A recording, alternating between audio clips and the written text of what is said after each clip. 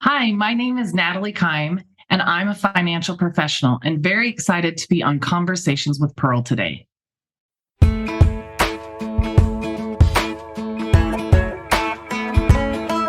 Hello, sunshine, good to see you again. Had to walk out to let you back in. Stuck in a storm of a relationship. Lost my fire. Oh, and I forgot about me for way too long. But it's rolled on. Now there ain't no shade around here. Once you leave the clouds, you're under 80. Funny how there ain't no rain or clean. Why'd it take so long to leave you in the rearview mirror? Now nobody gonna steal my sunshine or turn my blue sky gray. All I know is at the end of the day, wildflowers grow when there ain't no shade. Hey, everybody, welcome back to another Conversations with Pearl episode. And I have an amazing guest today. So, for all those ladies that are out there listening to us, and also we know we have some men, get ready, get some paper out, some pen, because you're going to get some really great, fun advice today and some really great guidance on your financial planning and future. So, I'm excited to have our special guest with us today, Natalie Kime. And she has been a single mom for 13 years at the time when she started her own business, part-time, and was looking for both time and financial freedom. Who can relate to that, right? And she couldn't find it in the corporate world. Her son was a senior in high school and soon to be heading into the Marine Corps. Woohoo! I'm a Marine Corps brat myself. It seemed like the right time to bet on herself and build a business alongside her full-time job that will allow her to make the jump to entrepreneurship.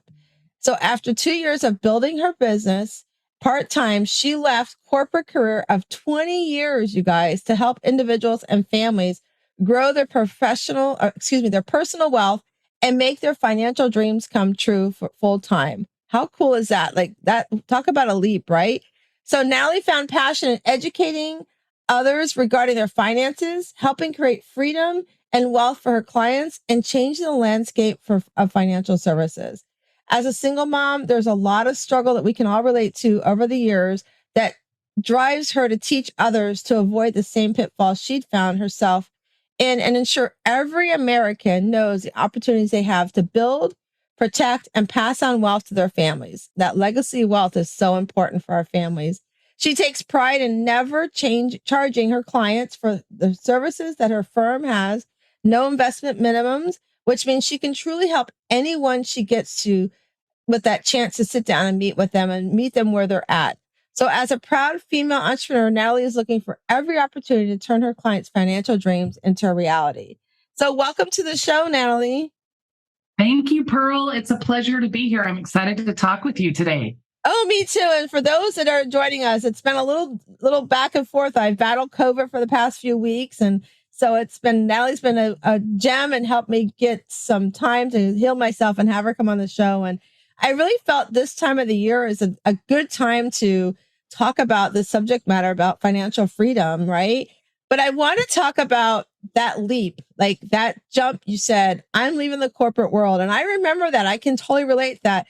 You know, I moved from Virginia to Florida. I was a top 5 in my mortgage company that I worked for, was a top female in the company. And so I was like, I'm going to take this leap because I thought I wanted to be a stay-at-home mom, which if you listen to the show, I now call us CEO moms, right? And I hated being a CEO mom. I did not like sitting in the house. I did not enjoy that. So I had to go out and figure out what I wanted to do. And that's brought me on my journey where I am today. And so I can relate, like, you know, I just could picture you sitting there and going, okay, it's time, right? And then your son was in the service too. I mean, tell us about that. Tell us how that decision and, you know, share with the viewers and the listeners some of that fear you went through to making that decision. Yeah, absolutely. I do want to say real quick, I love that you call it the CEO of the home, because whenever I'm filling out an application for a female and she says, I'm a stay-at-home mom, the job description I type in to the life insurance or whatever application says CEO of the household. So I love that. That's awesome. It is true. So yeah, my journey is a little bit all over the place. I think, you know, early to mid 20s, I had a desire to find something I could do on my own that could work around my schedule and all those things. I think a lot of us have, that entrepreneur seed, but the thing never came along. And I was married and divorced in my early 20s. I remarried in my mid to late 20s, and then had my son at the age of 29. At the same time, I had gone back to school and finished my bachelor's degree. So I was just stepping into corporate America. And then he was 5 when I got divorced. So I was a single parent. I didn't always have consistent child support. And so now I was just really starting to step into that mid-management level, what I thought was my dream job in my career, and, being able to make ends meet. And it just didn't seem like I could risk all of that to jump into entrepreneurship. Right. I didn't have a significant savings. I had taken all of the debt in my divorce. It was important to me that got paid. So I took that on my shoulders so that I knew that would happen. And so it never seemed like the right time. It never seemed like I could take that risk. And then, I was laid off at the end of 2008 from the corporate job that moved me from Utah to Texas. Wow. And I spent some time and decided I want to stay here. I really like a lot of, I like the cultural diversity, the religious diversity, the educational diversity that was available for my son growing up here in North Texas. So I stayed here, went through a couple of other industries. Again, my career was building. And then I hit I shut down 2 companies that filed bankruptcy back to back. And so I decided maybe I can find a balance and do contract work. However, I had all the responsibility of being an entrepreneur and providing my own benefits and all those kind of things. But I made even a little bit better money as a contractor. So I thought, this is the fit. Until the day that they end your contract 6 months before they're supposed to. And you're like, oh, I did not have a plan in place for this. So I was having to tap into my savings again to get by. It took me about 5 months to find another full-time job. And during that time, networking on social media just seemed like it exploded at a whole new level, right, about 3.5 years ago. So I really started to tap into that and look for opportunities to meet people that might connect me with opportunities. Right. And I came across a single mom's brunch. I RSVP'd to it. I didn't end up being able to go, but I asked the lady to keep in touch with me. So she sent me a friend request. And 2 weeks later, she posted something about the financial industry is the fastest growing industry for female entrepreneurs. Wow. In the United States. And it piqued my interest. So my 20-year career was in corporate finance, which does not translate to personal finance. In tiny ways, yes, but in most ways it does not. Right. And I set up an appointment. I looked at some information. And when I went to meet with her, I actually met with her and her boyfriend at the time. And he had been in the business for about 15 years and ended up just really opening up in that appointment with them about my dreams and my goals. And it became a very emotional appointment. As a matter of fact, he and I were both crying at the end of the appointment, and she was trying to figure out who to give the tissue to. And so in that moment, I knew I'd found where I was supposed to be. So I did still need a full-time job. And so went back to work a couple months later, but also started building my business. And it seemed, like the perfect time to start doing that, because my main responsibility was my son and showing up well for him outside of my job. And he was about to graduate high school and enter the Marine Corps. So it just felt like after 20 years, the right pieces were falling in place to make this happen. And I felt the call to show up and do this work. And so that's how my journey in the financial services started. And like you said, 2 years of that. And I was on a mentoring call one day with a leader in my organization. And he said, why haven't you stepped into this full time? And I said, well, I got my job. I have bills to pay. I only have one income. I have a house payment. And he said, well, those are all great excuses, but why haven't you stepped into this full time? And I sat back and I thought, I don't have a reason. I just have excuses, which come from fear. And right. So it was the fear of, will my success translate working for myself? It was the fear of, what if I can't pay my bills? It was the fear of, I've ever done this before? You know, all those common things. And I just in that moment said, I'm going to sit down and put together a 6-month plan. And so I saved like crazy all my extra income from my job, everything I made in my business. And on April 15th of 2021, so a year and a half ago, I stepped full time into my business because I couldn't come up with the reason not to. And sometimes I think that's what pushes us past the fear is when you can no longer, when you truly are honest with yourself and say, that list is nothing but excuses. And there's not a single thing I can come up with as a reason. I think that's your biggest indicator to jump. Right. So Yeah. that's what I did. And to think of, so I want everybody to understand this. So you made that decision in the middle of COVID. Like, let's talk about another big list on that fear list, right? It's like everything is shut down. I mean, I know you're in Texas, so you're like me. I always tell everybody I'm from Florida. I'm in that wicked stepchild state where we did everything not supposed to do in COVID.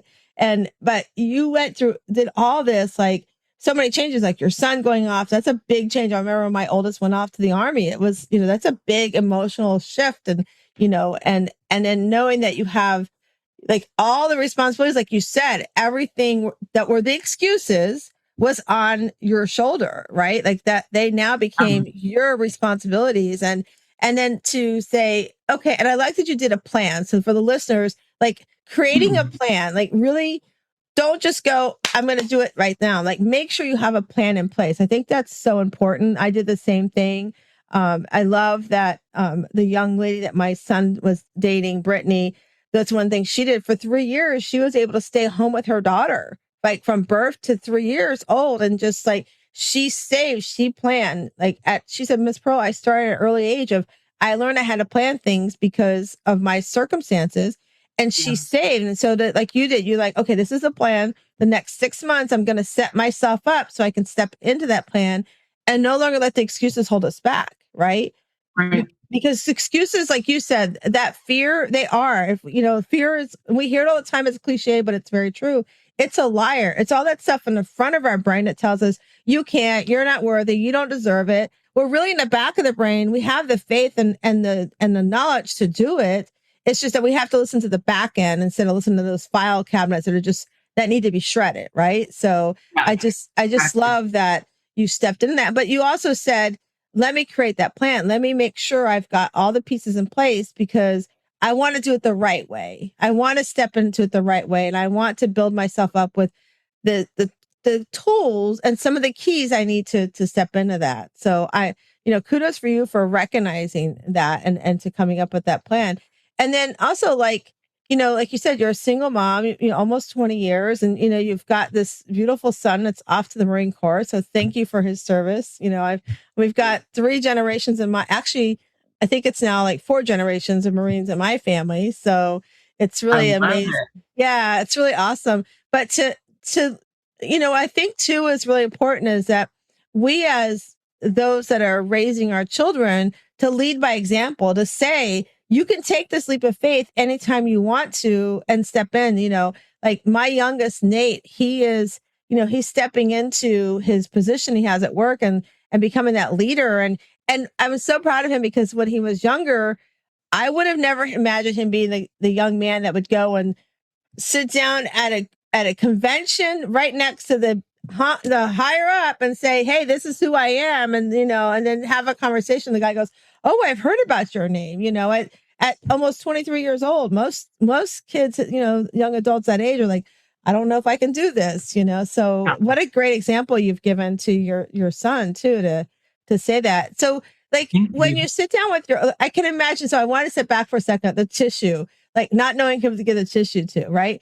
So when we can be vulnerable with what is really heavy on our heart and finding those mentors and or coaches to help us go, it's a valid feeling. It's valid to be vulnerable. And let's talk about it. Let's break it down. Like, why is it vulnerable? I think that's an important thing for the listeners to understand, that it's okay to get that help, right? Would you say your coaches have been really important in your life? Oh, yeah, absolutely. I mean, so I think one thing that, and for the single parent, both male and female, I think But especially with women, I think when you're in corporate America, right, you tamper a lot of that. You need to tamper a lot of that especially in a leadership role in corporate America. And so to step into a space on your own, and then, as a single parent, you've carried the torch, you've carried all the hard, all the good, all the everything in between that. And you just have to plug through and keep going, right? Regardless of what's thrown your way. And so then when you step into this place, in a sense, we have these walls up, and it's not that we're trying to close other people out. It's that we're trying to get ourselves through. And sometimes, I'll say it this way. For me, that conversation that day, I knew that I had found the thing I was supposed to do. And then a year and a half later, a conversation with another mentor that challenged me on something I'd been thinking about, but I don't know how much longer it would have taken me to go through that conversation on myself. So somebody else showed up that knew I was ready, and just asked me the question that helped me to realize it. And then, since then, I put together this plan. And it was going well, but there was a part of me that thought, I set my goal for March 30th of 2021 to leave corporate America. And I thought, I'm not going to make it. I'm off my goal by about $12,000. And COVID in 2020, right? We had scaled back hours at one point. Rather than laying people off in the management levels, we all took a temporary cut in pay to spread that cost savings they needed out. And so here I am saving in a year where I didn't make a ton less, but a little bit less. And then they suspended our 401k match for a period of time. So I stepped into the beginning of 2021 thinking, I don't know if I'm going to make this happen, but I'm going to keep working because I know this is where I'm supposed to be. And then the beginning of March, the middle of February, I get a call from my boss, my annual review. And in that review, she said, in 2 weeks, I'm going to call you and go over your annual bonus with you. I never once thought we were still getting an annual bonus for 2020 because of COVID, all the craziness. And that annual bonus put $15,000 into my savings account. And I knew right then that was like the third confirmation that I knew I was supposed to be here. I knew it was my time to do it. And then all of a sudden, when I didn't know if I was going to make it, but I was putting in the work, something else happened to create my savings where I knew I needed to be to safely take that step. And so the mentors, the people that you have those conversations with, and I don't think I went into that appointment today with Brian and Bronwyn, my leadership team, thinking, oh, okay, strategically, here's what we need to say to make her feel comfortable. It just happened. It was natural. And them talking to me about my goals. And she was a single mom as well. And he was a single dad. So the ability to relate and to feel like they could understand having goals, but not knowing if you were ever going to get there, just kind of help those walls come down a little bit. And it just made me feel safe. Like I'm surrounded with people that are going to pick me up when I struggle, that I can call them and say, I don't know if this thing is going to work. And they can be there in that space and understand what I'm struggling with because they've been there before. And I think that's the hugest thing about mentors that make a difference.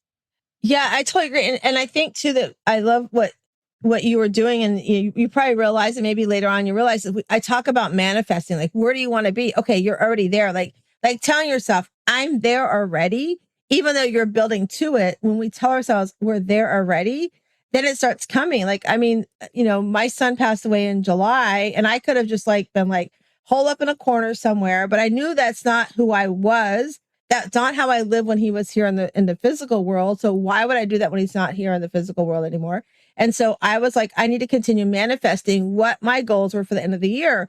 And even if I'm not going to hit them exactly where I want them to be, I take pride in the fact that even though I went through this stuff, I still pushed through. Like, I didn't let those challenges get in my way. Like you didn't let COVID stop you. Even when the things were coming up that you could have said, throw it all up. I'm going to extend it to the end of the year, 2021. You said, no, I'm going to keep pushing through. It might get delayed a little bit. We might need to move that mark a little bit, but I'm not giving up because I deserve this, because it's what you want. It's your you putting yourself first, as I say to my clients that I work with, is you're putting your cape on first so that you can become the hero of your life, so that you can accomplish and take those power, forces that you want to be doing and financially help others change. And, I love too that, talking about single moms and single dads. I have a good friend who's been on a podcast before. Her name is Gabrielle McCollman. And that's one of the things that she loves. She's a mortgage broker and she loves to help those going through divorce because, you sat there going through divorce. I got all this on my shoulder. I'm never going to qualify for a house. I'm never going to be able to get this. I'm never going to be able to buy a car. And she loves to sit down like what you do financially and be like, listen, you can get there. Let's strategically put it out on paper and let's plan it out. And that's what you did. And through mentor and coaching. And, I tell everybody it's okay to have a mentor or coach, or it's okay to go to a therapist, whatever you need to help you to get where you want to be in life, to help you step into that cape you're supposed to put on. You get those tools and those people and put them around you. And my friend Lisa calls it your balcony people. Like, who are those balcony people? They're going to be, I'm going to call you, Natalie. I'm going to say, I'm having a crappy day today. I don't believe in myself. And you're going to be like, stop it. What's going on? Let's talk about it. Why are you feeling that way? What's happening? Where, those feelings come from a thought. So what's the thought you're telling yourself? And what's the action to help you get through that thought and make you help you understand, not make you, but help you understand and see that it's just really fear. And in many cases, holding us back, that emotional feeling is just like it's holding us back. And how do we step in that? Or as I like to say, that judge telling you, you don't deserve it. That thing happened today. So see, I told you, you don't deserve it. And I tell Susie when she shows up, get out. I don't have time for you today. I mean, I've named my judge, it's like, I don't have time for you today, Susie. You're out of my picture today. So I love that you said, no matter what, I'm stepping through that. And I just love that. So what I would like to know, Natalie, is so when you sit down with your client, so walk through, well, first let me ask you this. So your son, he's been in the military for how many years now? Oh, 3 years. Okay. So what has he said to you about your accomplishments? I'd love to know, like, when he looks at a beautiful mom and it's like, wow, look what she's done. Like, what's that like for him? So when we talk about it, he was home. Well, and that's the crazy thing about COVID. So my son going in the military, COVID hit right after he went to job school. So he did boot camp, then he was home for the holidays, then he went to combat training and then into job school. And so COVID meant he didn't get his leave before he got stationed overseas. And he didn't get leave that Christmas because borders weren't open. And so it was almost 2 years before I saw him, and he was home last year for Christmas. And we got to have my son and I always had a very close relationship, very open. I've always told him, you can ask me anything and I'll tell you the truth. Now, did I have to step away sometimes and make the conversation age appropriate for him? Absolutely. But because of that, we still have that connection. I'm the first person he calls for anything. And so we were talking through some things and some history in my past that he's older. He was asking me some questions about, and he said, Mom, I'm so proud of who you are and how hard you've always worked. When he was 9 years old, I had gone through 3 layoffs in 18 months from jobs, and we had to move into a 1-bedroom apartment. So he was old enough to understand. He shared a room with his mom. And that year I had to get help with Christmas and help to pay my bills for a couple months as I rebuilt my career and my income through a temporary job. And so fast forward to my biggest goal, when somebody in my life said to me, Natalie, you can afford a house payment. And I sat down and did the math and I said, you're right, I can. And so I put a plan in place to move us into a house by the time he started high school. It didn't happen until his sophomore year, but I remember at his high school football senior night, all of the young men stood up and introduced their moms. And I'll try to keep my emotions together here. He put his arm around me and he said, I want you guys to know how proud I am of my mom, because 9 years ago, we were almost homeless and now we live in a house. And last year we had the conversation a little deeper into some of my experiences in adulthood. I mean, he's in the military, so to some degree, he's not fully out adulting yet with all the things. But I think as he learns and grows, he goes back to some of the conversations we have, and he said, I'm just proud of you, Mom, because you're writing your own story and you're doing it your own way, even if it's hard. And the best thing, no matter how hard raising our children can be, the best thing is someday those kids will look at you and tell you what they learned from you. And you'll realize for all the times you thought you got it wrong, you actually got it exactly right. And those challenges are what helped them to become who they needed to be for their future. And so, yeah, I mean, I've had the opportunity to have him tell me that he's proud of me. And that's a huge thing as a parent. That's so amazing. And it's like you said, like they'll circle back around as much as they'll hate us because we tell them they can't do something, or you got this curfew, or that's happening, whatever, that they're watching us. They're always watching us. When they're little, they're watching us, to when they get adulthood and even outside, they're watching us. And for him to, how cool is that? Like, have him be like, I'm proud of my mom. That's so awesome. So that's amazing. I just love that for you. So tell us, so when you sit down with your clients, what are some of the things you walk them through? I love, you said a little while ago, listen, when you sat down with a couple to look at, starting your making this transition in your life, they listen to you. They listen to what was they let you talk, right? They didn't, often many times I'll have clients come in for coaching, and, I work one-on-one or group coaching, and we have a great cheerlead community. We meet on Sunday evenings.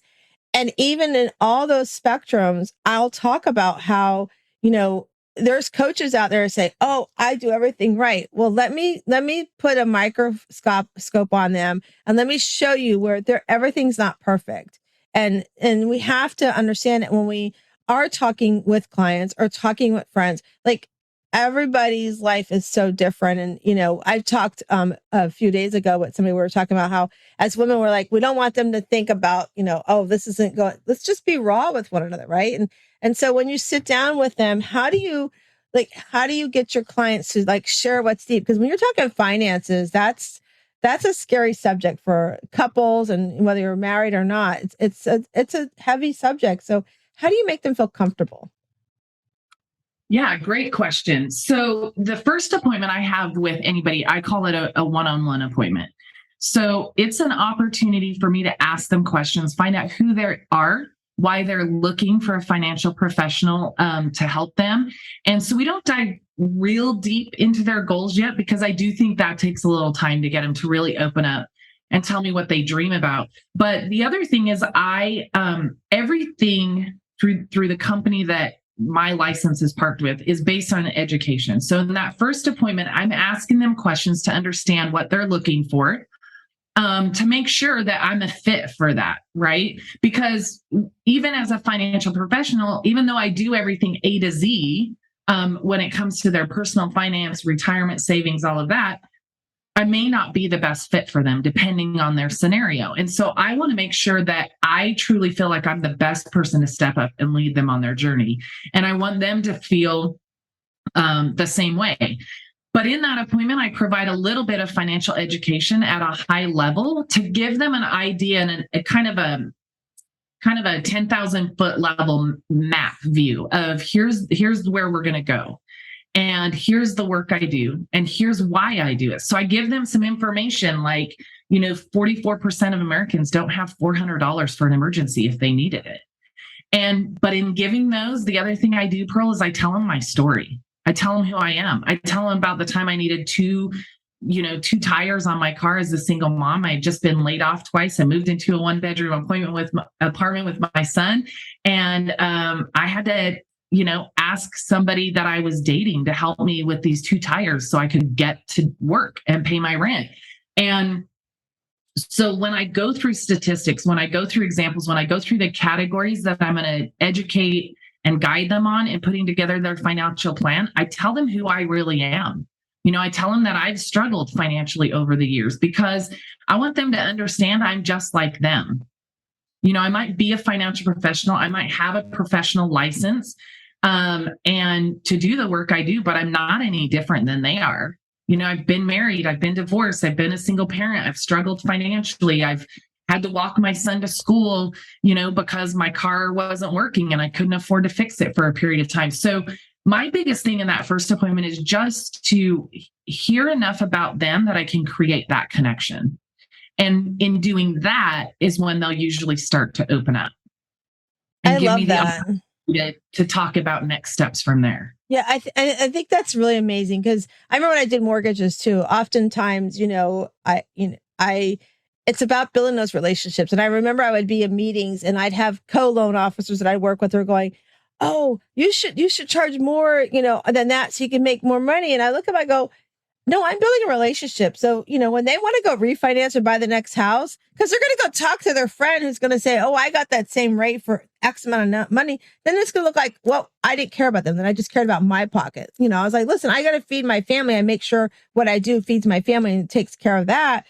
And at the same time, I'm building a relationship. I mean, I've been here in Florida for 17 years. I've been out of the mortgage industry probably 13 years.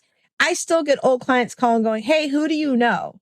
Who can I call Yeah. here in Virginia?" Right. And so that's building those relationships. And like you said, that first meeting, just making them feel comfortable because it's a heavy subject and like meeting them where they're at and sharing our story. I mean, we all have a story to share. I mean, and that's why I always tell everybody has a book in them. They just don't realize it or they're scared to share that book because that fear again tells us, oh, they're going to think this about me or think that about me. Right. And so it's so powerful. And I'm glad that you do that.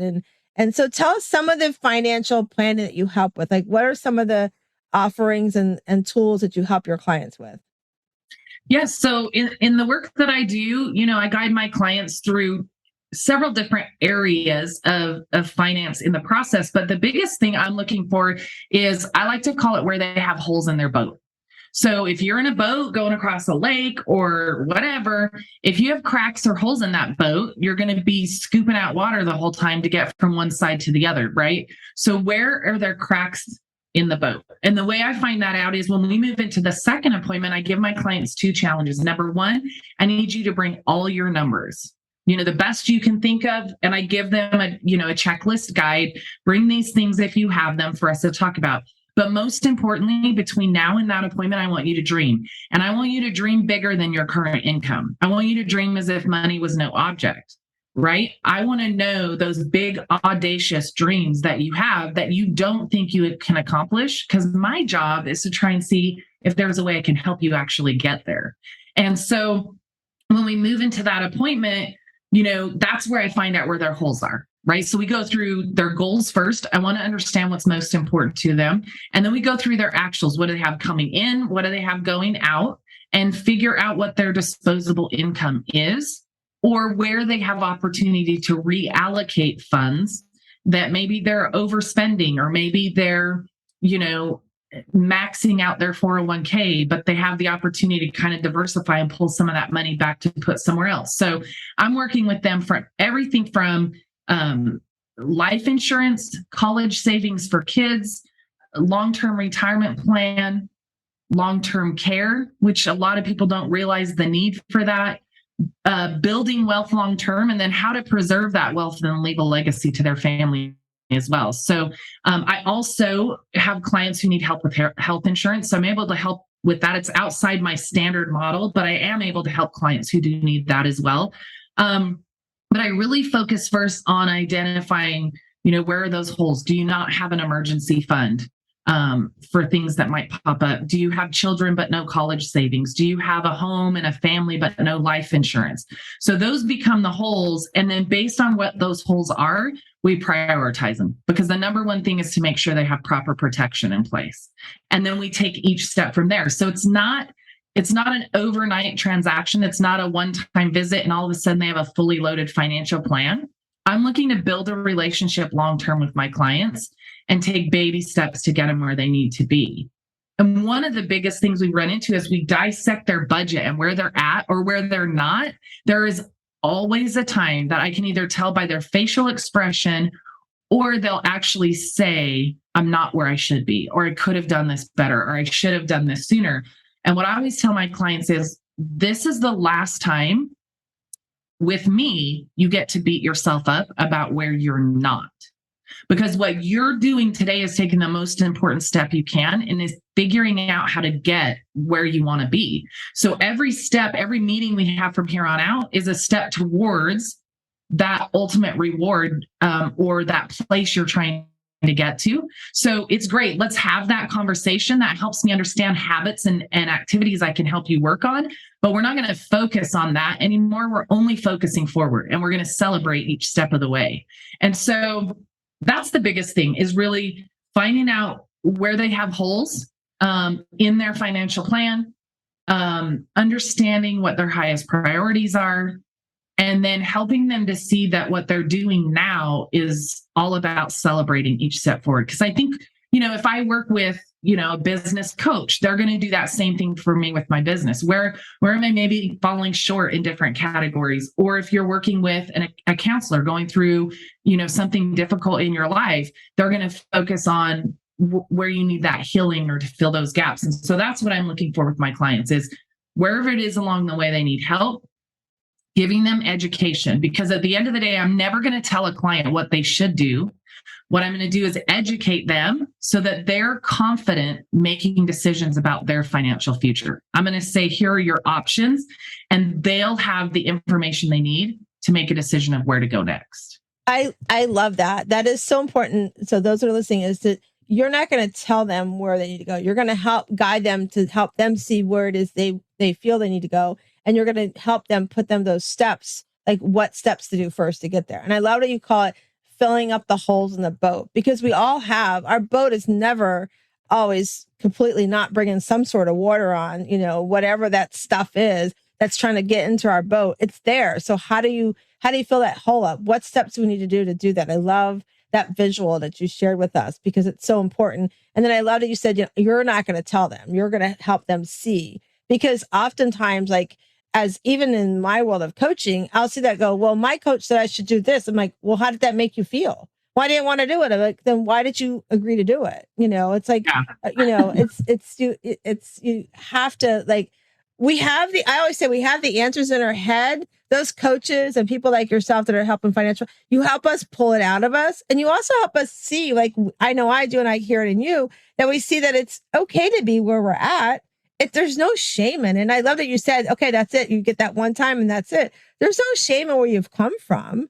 It's that Right. Those are life lessons that, I always say that we've come into this world as, God has created us in a certain way, and he's going to give us challenges, but we're never alone. He's going to put people in front of us, including himself, to help guide us through whatever the challenge is, whatever the rough has. Falling down the hill, climbing up the hill, whatever that is, there's going to be people along the way to help us. And, we have to have, some people go, I don't ever need fun. My husband's an accountant and a CPA. He's like, I don't need an accountant and CPA. I am that. Okay, fine.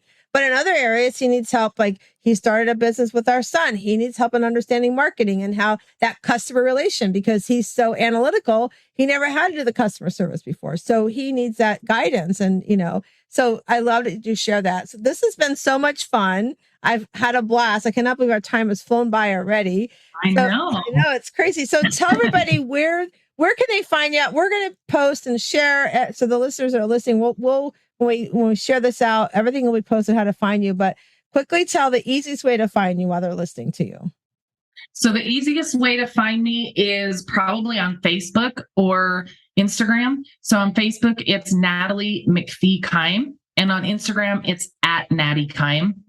And that's where you're going to see videos, little tidbits of information, posts about financial tips and tricks, which I'm really trying to put out there this time of year to get ready for the new year. But yeah, I would love, if you have any questions, feel free to reach out to me. I do have, I didn't mention real quick, I do have a book that I offer free to anybody that's interested. So if you want to reach out, I'll be happy to get your address and mail you one. It's a 45-minute read that gives you just an overview of the financial plan process. That's really great. I love that. All right. So everybody, make sure you grab that book. It's going to be a great resource. I love that. All right. So now everybody who's listening, I forewarned Natalie that we're going to do these cards. And so what we're going to do is Natalie's going to tell us when to stop shuffling the cards. And for anybody that's new, we have what's called Better Questions, Better Life cards. So it's right here. And you go to betterquestionsbetterlife.com. I get no kickback for these cards. I just believe in these cards. When you pick a card, it's funny how that's the card you need to hear that day. And so I meditate, I journal, I just carry a card with me sometimes because it just felt like it heavy on my heart for that day. So we're going to shuffle these. Natalie's going to tell me when to stop, and then she's going to answer the card. So here we go, Natalie. Okay. Stop. Okay. So Natalie, your question is, how can you sharpen your focus? Ooh. How can I sharpen my focus? I think one of the best ways I can sharpen my focus is continue to be a student of my craft first and foremost, so that I can make sure what I'm offering to my clients is the most update information, the most accurate information. But in addition to that, from a client perspective, I think I can best sharpen my focus by making sure I ask questions to understand the individual I'm meeting with. I know one of the leaders in our company, I've heard at other places, you have 2 ears and 1 mouth for a reason. We need to spend twice as much time listening as we do talking. And so for me, I think sharpening my focus with my clients would be about making sure I'm constantly focused on listening, hearing what's important to them, and connecting with that, because I'm serving them before I'm ever serving myself. That is amazing. I love that. Just, listening more, because we do, even as humans, oftentimes I want to give you the answer while you're still looking for the question to come out of your mouth, right? So I love that you said that. So thank you so much for being on today with Conversations with Pearl. And those that are listening, I just want to remind you that we have our Shiro League that meets every Sunday evening. You can come in for a guest appearance and just come and sit and join us. It's on Zoom. We don't record. It's a safe space for a community of women to get together and just share about what's bringing us joy. We're working on things like gratitude, especially right now through the holidays, like how you get through the holidays and manage all those emotions that come up, and just have a great time with each other and just support one another. We have guest hosts that come in every month. In the month of December, we have Seth coming in and talking about the smile and how important it is to smile and have gratitude in our life. And of course, every month we have meditation as well. So if you want more information, just email me at pearl@wsliving.com. Again, it's pearl@wsliving.com. We'll get you that information. And before I let you go, I cannot get off here without telling you about our retreats. Our pajama retreat for 2023 only has 8 spots left, you guys. So if you're ready to come and work on yourself and really live and dream relentlessly in 2023 and set up for 2024, you got to get your spot today. And that's so easy. You just go to wslivingretreats.com, wslivingretreats.com, and get your ticket today. And so before I leave, Natalie, I just want to remind you and everybody that's listening is that we come into this world, we're this oyster on the outside, we're a little rough, but as we open up inside, we have this beautiful pearl. And I hope everybody goes out today and finds their inner pearl of greatness. Have a great day. Thanks for joining us, Natalie. Thank you.